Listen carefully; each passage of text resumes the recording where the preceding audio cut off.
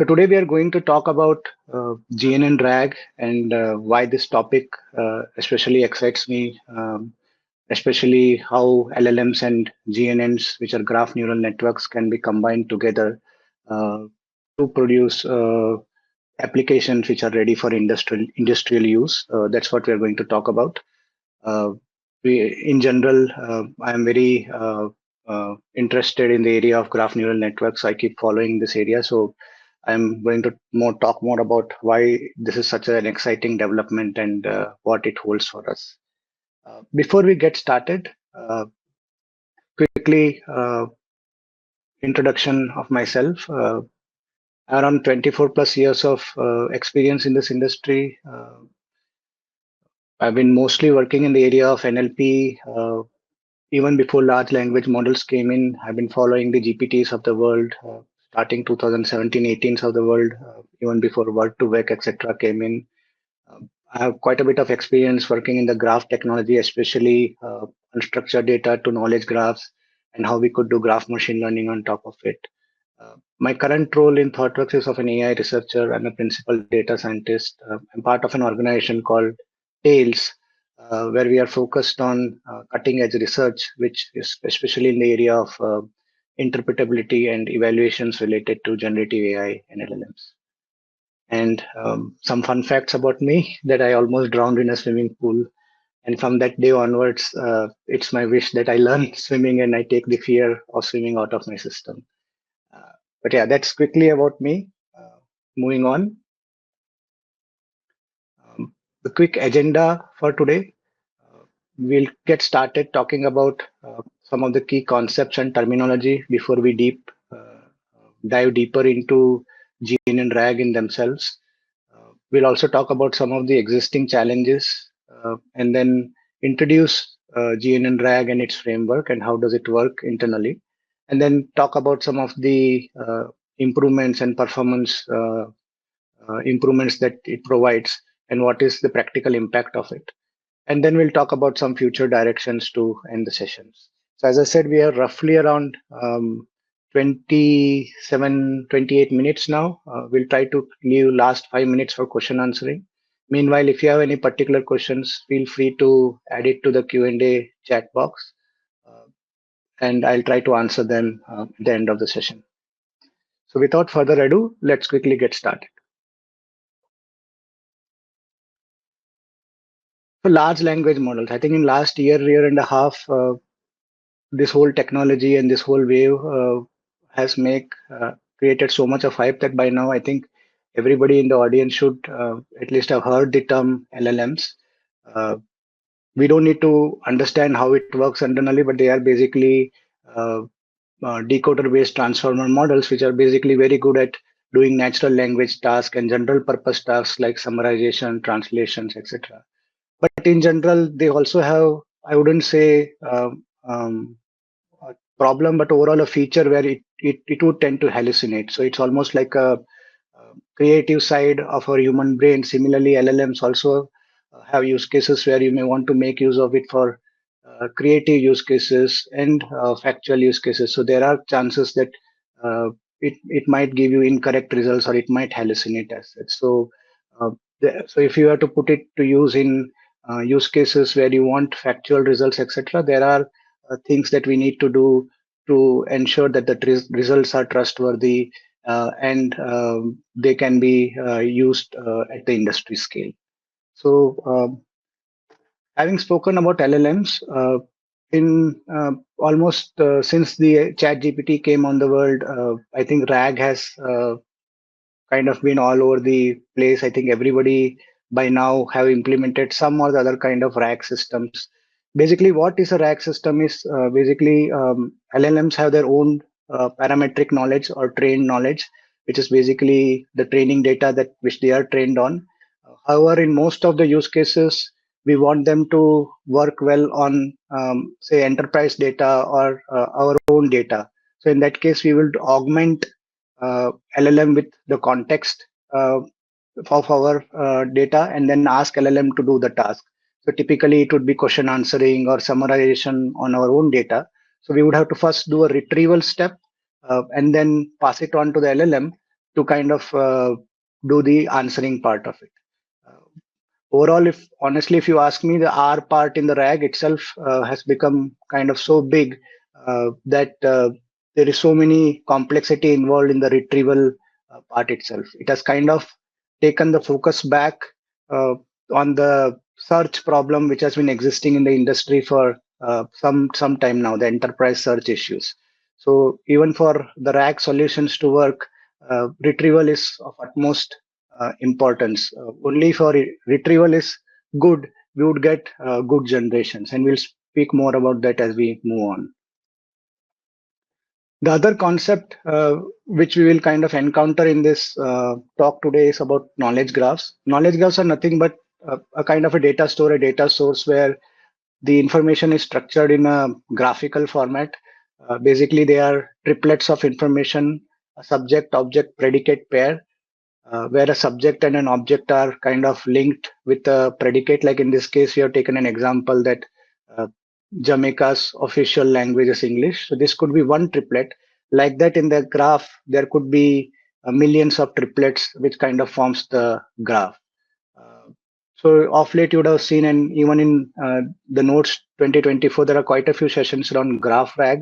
So one of the new waves which has been kind of taking off in the RAG system is kind of making use of graphs instead of directly making use of the unstructured data, and how we can do retrieval on top of graphs so that we don't have to deal with the unstructured data retrieval.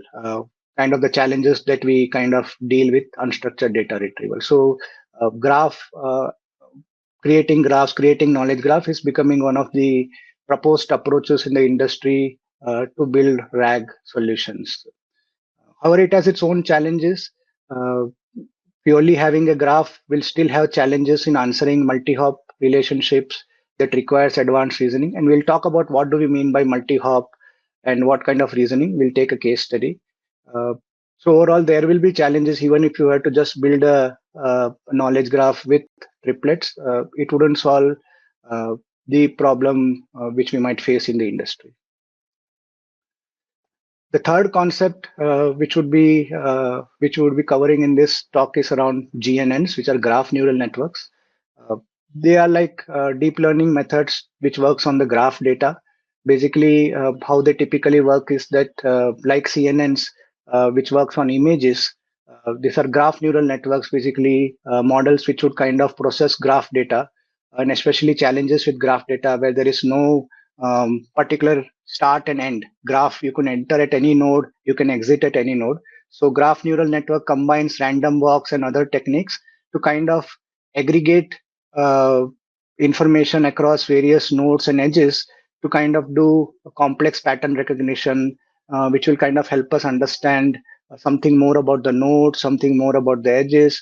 So we could kind of make use of graph neural networks, which is an AI model like a deep learning model for doing, say, node level classification. You could do it for link classification. One of the foremost uses of graph neural networks is like, if you look at, say, Facebook or LinkedIn, you get recommendations of who could be your potential friends. This is one of the areas where it is kind of used very heavily. The another is in drug discovery and in the area of pharma. So graph neural networks has been there, and it kind of adds more value when we have to deal with graph structure. And almost every other data you can visualize as a graph structure. So there is a lot of value in working with GNNs. So in this talk, we are going to talk about how GNNs or graph neural networks can help us in doing effective retrieval. So with that, we will move on and talk about the complex scenario we are going to talk about. Let's say we have a multi-hop question where the question is like, who are the actors who have starred in the movies directed by the Academy Award winners for, say, the World War II themed films? If you were to look at this question, this has multiple hops. What we mean by multiple hops is that this information wouldn't be directly present in a single document or between two notes directly. Like, you will have to first identify directors. Who, from that, you will have to identify who are the Academy winning directors. From that, you need to find out also movies and which are the World War movies. So there are multiple entities involved and multiple complex relationships involved. Like we have to find out a director to award relationship, movie to theme relationship, actor to movie relationship. So this kind of question answering becomes pretty complex. If you are wondering if this is just a toy example, I would like to add here that uh, I believe that this is going to be uh, most of the enterprise scenario. Like we are working in a scenario where we are working with building research assistants in pharma domain, where you want to ask questions of multiple research papers, where one research paper might have information around a particular drug. There could be another paper which talks about the side effects of a drug, and there could be a third paper which talk about comorbidities of a drug. So you could have a question which kind of spins across when you're doing a research, where a researcher wants to know what are the side effects in a particular case of a particular comorbidity like a diabetes. Could be a kind of a question which would involve such a complex reasoning. So this is just not a toy example. These are real industry problems that we face as of today. And similarly, in other domain rich areas like supply chain, customer chat, you could be talking to customer executive every day, and you could be asking question where information could be coming from different data sources or different documents, etc. So with that being the problem, there are challenges in traditional RAG. Traditional RAG typically does retrieval. It has become very complex, as I said. It does retrieval, typically a hybrid retrieval based on, say, a BM25 or a lexical cast kind of a typical Solar kind of a search. On top of it, say, embedding search. And now I don't know how many more methods have come in. There is re-ranking, there is relevance, we fine-tune embedding model. So it kind of, the entire retrieval in itself has become a big monster. And then if you use such a system, it still does not solve your problem to answer such a complex query. So if you were to take the query that we just discussed, even with such a retrieval, etc., in place, such multi-hop questions might still fail. You may not get the right answers because there could be one document which talks about Steven Spielberg having won an Academy Award, or say Saving Ryan is about World War, but there's no meaningful way to connect these different facts, and hence the system would fail to, or LLM would fail to give you a final answer, which is actually not a problem of LLM but the retrieval problem as such. Similarly, even if you were to have a graph created, you will still have high computational issues because you will have to kind of traverse multiple paths. You may have to call the LLMs multiple times. You will have to have path traversal issues in dense graphs, and it could give you queries. But for, so it could be like a text to SQL, you might say text to cipher. Like on a Neo4j, you might say, given a natural language question, I will convert it into a cipher query, but that query has some predefined patterns. You cannot work with the question which might be asked in a different way. And even then, the multi step reasoning becomes very challenging. It can miss contextual connections. So, these are some of the challenges which we'll face in traditional RAG systems. So, having seen these issues, we will now talk about what does GNN-RAG do differently and how it kind of overcomes some of these problems. So what GNN-RAG does is that the GNN part of the solution, it kind of reasons over the knowledge graphs to kind of produce candidate nodes. Basically, it's a node classification problem that GNNs deal with in this particular case. So we make use of GNNs to kind of do the retrieval part or the complex reasoning part, and then make use of LLMs just to do the answering part. LLMs are already good at answering part, so we let them do that job. But the complex retrieval part, we kind of hand it over to the GNN part. So we kind of do a hybrid solution where GNN reasoning is mixed with LLM. So what we will typically do is that the GNN-RAG would kind of go through the trained model, will go through the graph structure, and kind of will explore all the entities and its neighborhoods in parallel. And then it will identify which are the candidate nodes who might be the interesting nodes for the particular question being asked. And it will also examine the relationships and figure out what are the interesting paths between these nodes which might be useful for answering this particular question. So along with answering the candidate notes, it will also kind of score some of these paths. And then based on that, those paths are getting passed to LLMs to kind of generate the answer.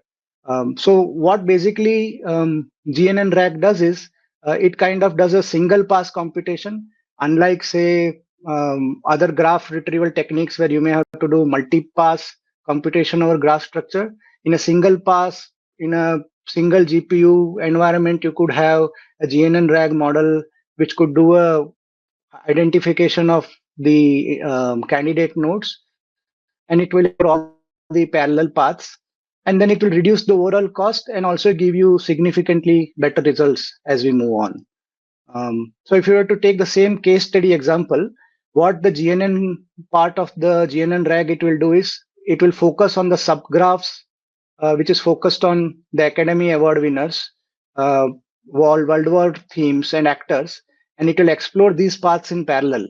And it will figure out what are the interesting paths like director to movie, movie to actor. So it will figure out that Spielberg to Academy Award and Schindler's List is an interesting connection. And based on that, that path would be kind of passed on as a string to the LLM. So basically, what you do is you take the output of the GNNs and then pass it on to the LLM, say that now given this input, tell me what is the answer to the particular question. So that's what this GNN-RAG does. So in this particular case, given that GNN is effectively identifying the interesting paths and the interesting nodes, it would kind of verbalize that knowledge, kind of convert it into string forms, and then pass it on to LLM to get the answer. So overall, if you look at the entire framework, the GNN does the candidate answering classification accurately, and it verbalizes the graph paths, and then passes on to the LLM. So first part comes the GNN analysis. It kind of identifies the subgraphs to look for potential answers. Then the shortest paths between those nodes are kind of extracted, and those paths are kind of passed to the LLM, and then LLM takes those verbalized paths to produce the final answer. Um, so first part, as I said, is the answer classification part. Then the reasoning part to figure out the shortest paths between different nodes. And then the candidate, like out of all the candidate answer, there could be multiple ways of going from node A to node B. It will kind of score those paths and it will identify the most relevant paths to kind of answer this particular question. And that would then go on to the LLM, which will kind of take these paths, verbalized paths, and then it will try to act as a prompt. This verbalized paths will act as a prompt, and then LLM would try to answer the question based on the context given to it. So overall, if you were to look at the performance improvements, GNN-RAG achieves around 9% of F1 score. F1 score is a balanced score, which is like both precision and recall equally weighted. It gives you 9% improvement in multi-hop question answering, even better than GPT-4, as you will see later. It improves multi-entity handling accuracy in questions which requires multiple entities to be handled by around 15.5%. So overall, wherever we have scenarios where we need to ask complex queries and nuanced answers, factual answers, GNN-RAG kind of outperforms a lot of the existing methods.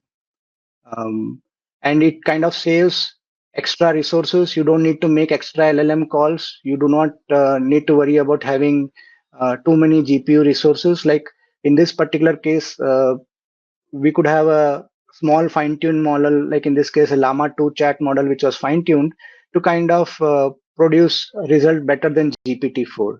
So it gives you a lot of strong gains in multi-hop and multi-entity scenarios. Having said that, there are some limitations. As we speak, this is still a very active research area. There are cases where in single hop questions, this might be an overkill. So we need a way to figure out, do we still make use of GNN-RAG to answer multi-hop questions, or can we make GNN-RAG better for single hop questions, so that we don't unnecessarily make use of GNN-RAGs where it may not be the right fit. Also, in terms of handling disconnected graph components, there could be sparse graphs which might be there. So overall, some of those cases still needs to be handled. It works well in cases of dense graphs. Also, we need to work on the accuracy part of identifying across multiple coherent, like there may not be an exact match in entities. The question might have an entity which might be semantically very similar to a node which is present in the graph. So how can we do a fine-grained matching over there, semantic matching to improve the accuracy, and overall kind of scaling this to much larger graphs is the some future directions that we are kind of looking forward to. I think this paper just came out in mid-May. I think there's much more areas to work on, but it holds a very good prospect in my mind. Like it is one of the things which will kind of unlock if you were to take actual industrial use cases of LLMs, and if you had to kind of make it industry ready, I think answering multi-hop questions is going to be very key. So I feel like this is going to be one of the breakthroughs in the coming year or so, where we will realize the need of combining structured models like GNNs, which works on structured data, and how it can complement uh, the capabilities of an LLM, so that both can act together to produce the best results, trustworthy results in an industrial use case. So yeah, with that, we are roughly around 5 to 8 minutes of time. I would like to kind of answer some of your questions. So I'll stop sharing now. I mean, we could talk about any particular area. We could talk about GNN-RAGs. We could talk about LLM evals, interpretability, or any thoughts or idea which could lead to better research as such. So please feel free to ask your questions. We are on 7 to 8 minutes time. By the time we could kind of take this discussion forward. I'll move on to the questions.